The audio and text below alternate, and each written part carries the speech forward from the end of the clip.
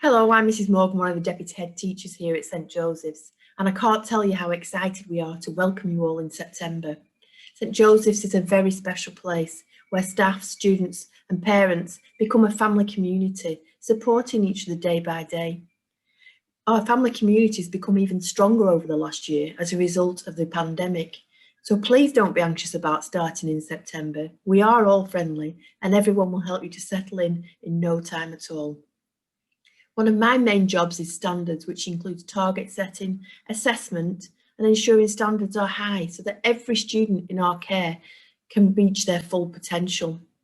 We encourage all our students to aim high, to dream the impossible, and to strive to be the best that they can be.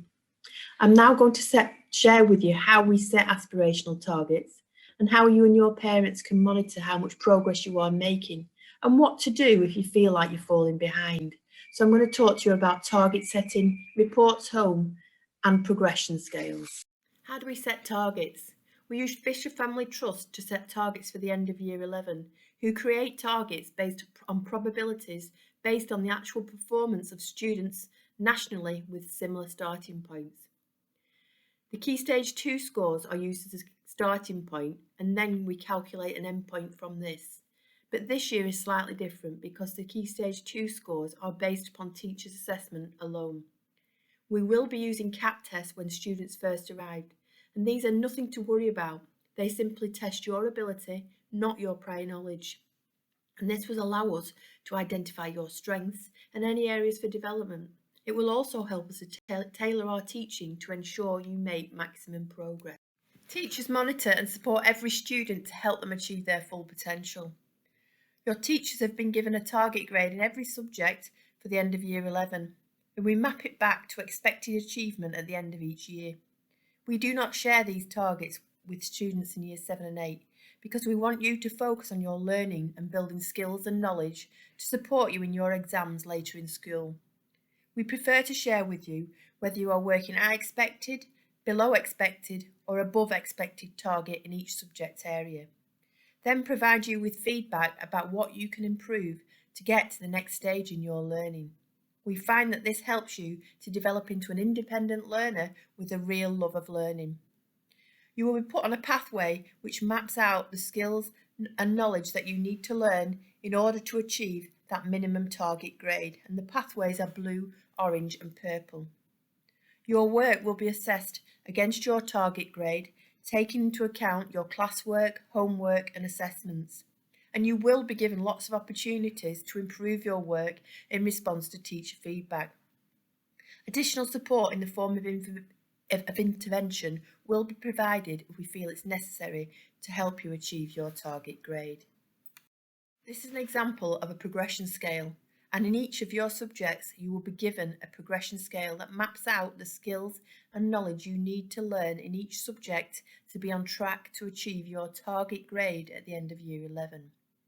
For example, if you were on the orange pathway, you would need to achieve all the knowledge and skills up to and including Step 9 by the first reporting phase to be on track to achieve your target grade at the end of Year 11.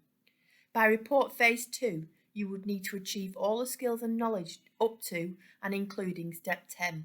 However, if you're on a blue or purple pathway, it doesn't mean you can't try to achieve Step 12. Be ambitious, aim as high as you possibly can, dream the impossible. Your teachers will help you to highlight which skills and knowledge you have learned. The progression scales are available on the school websites that your parents can access them. This is an example of the indicative grades that are provided for each subject. Parents and students do not need to know the indicative grades for each subject, but I thought I would show you how teachers use them to ensure the progress that's reported is based upon assessment of knowledge and skills. For example, if a student achieved all the skills and knowledge up to and including Step 7, they would be on target to achieve a grade 4. What you and your parents can do to help is to look at your reports when they are published and discuss how you can improve and make further progress. This is an example of a report.